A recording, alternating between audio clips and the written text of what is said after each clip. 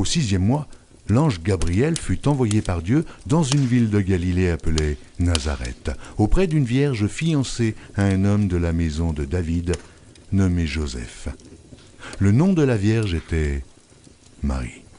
L'ange entra chez elle et dit « Je te salue, toi à qui une grâce a été faite. Le Seigneur est avec toi. » Troublée par cette parole, Marie se demandait ce que pouvait signifier une telle invitation.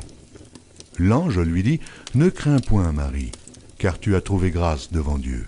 Et voici, tu deviendras enceinte, et tu enfanteras un fils, et tu lui donneras le nom de Jésus. Il sera grand, et sera appelé Fils du Très-Haut, et le Seigneur Dieu lui donnera le trône de David son père. Il régnera sur la maison de Jacob éternellement, et son règne n'aura point de fin. » Marie dit à l'ange « Mais comment cela se fera-t-il, puisque je ne connais point d'homme ?» L'ange lui répondit « Le Saint-Esprit viendra sur toi, et la puissance du Très-Haut te couvrira de son ombre. C'est pourquoi le Saint-Enfant qui naîtra de toi sera appelé Fils de Dieu. Voici, Élisabeth, ta parente, a conçu, elle aussi, un fils en sa vieillesse, et celle qui était appelée stérile est dans son 6e mois, car rien n'est impossible à Dieu. » Marie dit « Je suis la servante du Seigneur, qu'il me soit fait selon ta parole. » Et l'ange la quitta. Dans ce même temps, Marie se leva et s'en alla en hâte vers les montagnes dans une ville de Juda. Elle entra dans la maison de Zacharie et salua Élisabeth. Dès qu'Élisabeth entendit la salutation de Marie, son enfant tressaillit dans son sein, et elle fut remplie du Saint-Esprit. Elle s'écria d'une voix forte, « Tu es bénie entre les femmes, et le fruit de ton sein est béni. Comment m'est-il accordé que la mère de mon Seigneur vienne auprès de moi? Car voici, aussitôt que la voix de ta salutation a frappé mon oreille, l'enfant a tressailli d'allégresse dans mon sein. Heureuse celle qui a cru, parce que les choses qui lui ont été dites de la part du Seigneur auront leur accomplissement. » Et Marie dit, « Mon âme exalte le Seigneur, et mon esprit se réjouit en Dieu, mon Sauveur, parce qu'il a jeté les yeux sur la bassesse de sa servante. Car voici, désormais, toutes les générations me diront bienheureuse, parce que le Tout-Puissant a fait pour moi de grandes choses. Son nom est saint, et sa miséricorde s'étend d'âge en âge sur ceux qui le craignent. Il a déployé la force de son bras, il a dispersé ceux qui avaient dans le cœur des pensées orgueilleuses. Il a renversé les puissants de leur trône, et il a élevé les humbles. Il a rassasié de biens les affamés, et il a renvoyé les riches à vide. Il a secouru Israël, son serviteur, et il s'est souvenu de sa miséricorde, comme il l'avait dit à nos pères, envers Abraham et à sa postérité pour toujours. » Marie demeura avec Élisabeth environ 3 mois, puis elle retourna chez elle.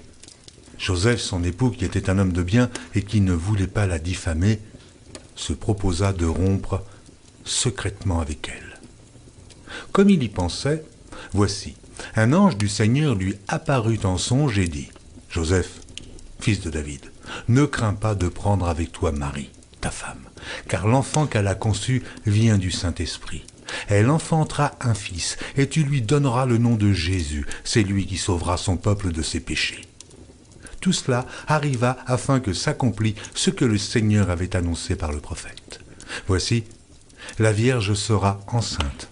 Elle enfantera un fils et on lui donnera le nom d'Emmanuel, ce qui signifie Dieu avec nous.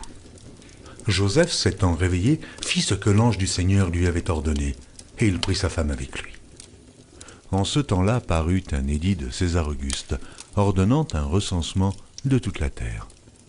Ce premier recensement eut lieu pendant que Quirinius était gouverneur de Syrie. Tous allaient se faire inscrire chacun dans sa ville. Joseph aussi monta de la Galilée, de la ville de Nazareth, pour se rendre en Judée, dans la ville de David, appelée Bethléem, parce qu'il était de la maison et de la famille de David, afin de se faire inscrire avec Marie, sa fiancée qui était enceinte. Pendant qu'il était là, le temps où Marie devait accoucher arriva, et elle enfanta son fils, premier-né. Elle l'emmaillota et le coucha dans une crèche parce qu'il n'y avait pas de place pour eux dans l'hôtellerie. Il y avait dans cette même contrée des bergers qui passaient dans les champs les veilles de la nuit pour garder leurs troupeaux. Et voici, un ange du Seigneur leur apparut, et la gloire du Seigneur resplendit autour d'eux. Ils furent saisis d'une grande frayeur, mais l'ange leur dit « Ne craignez point, car je vous annonce une bonne nouvelle, qui sera pour tout le peuple le sujet d'une grande joie. C'est aujourd'hui, dans la ville de David, il vous est né un sauveur, qui est le Christ, le Seigneur. Et voici à quel signe vous le reconnaîtrez. Vous trouverez un enfant emmailloté et couché dans une crèche.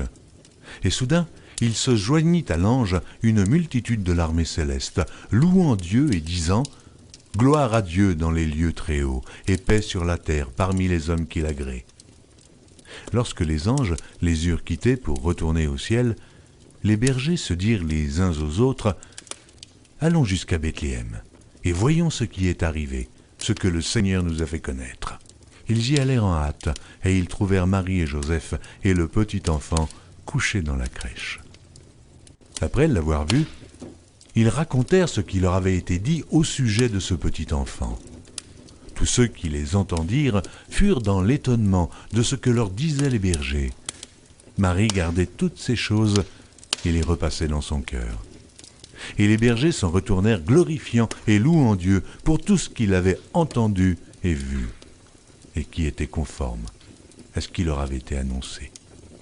Le 8e jour, auquel l'enfant devait être circoncis étant arrivé, on lui donna le nom de Jésus, nom qu'avait indiqué l'ange avant qu'il fût conçu dans le sein de sa mère. Jésus étant né à Bethléem en Judée, au temps du roi Hérode, voici, des mages d'Orient arrivèrent à Jérusalem et dirent « Où est le roi des Juifs qui vient de naître? Car nous avons vu son étoile en Orient, et nous sommes venus pour l'adorer. » Le roi Hérode, ayant appris cela, fut troublé, et tout Jérusalem avec lui. Il assembla tous les principaux sacrificateurs et les scribes du peuple, et il s'informa auprès d'eux où devait naître le Christ. Ils lui dirent « À Bethléem, en Judée, car voici ce qui a été écrit par le prophète. Et toi, Bethléem, terre de Juda, tu n'es certes pas la moindre entre les principales villes de Juda, car de toi sortira un chef qui paîtra Israël, mon peuple. » Alors Hérode fit appeler en secret les mages et s'enquit soigneusement auprès d'eux depuis combien de temps l'étoile brillait. Puis il les envoya à Bethléem en disant « Allez, et prenez des informations exactes sur le petit enfant.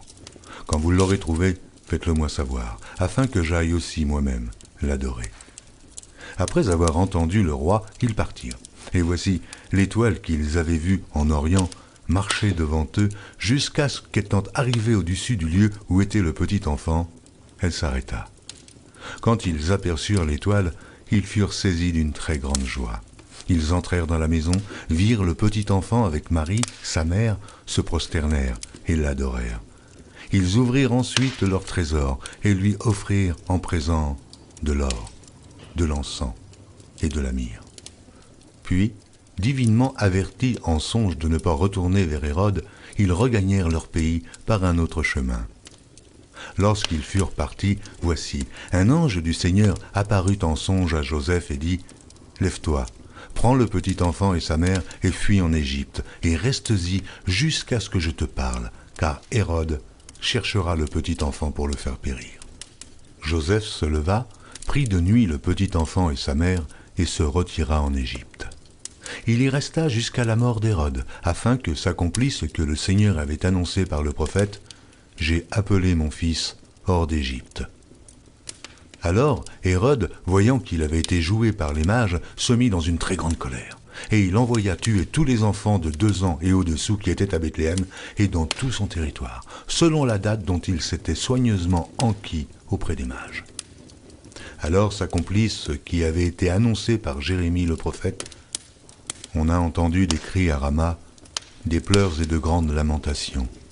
Rachel pleure ses enfants et n'a pas voulu être consolée, parce qu'ils ne sont plus. Quand Hérode fut mort, voici, un ange du Seigneur apparut en songe à Joseph en Égypte. Il lui dit « Lève-toi, prends le petit enfant et sa mère et va dans le pays d'Israël, car ceux qui en voulaient à la vie du petit enfant sont morts. » Joseph se leva, prit le petit enfant et sa mère, et alla dans le pays d'Israël. Mais, ayant appris qu'Archélaüs régnait sur la Judée à la place d'Hérode, son père, il craignit de s'y rendre et, divinement averti en songe, il se retira dans le territoire de la Galilée.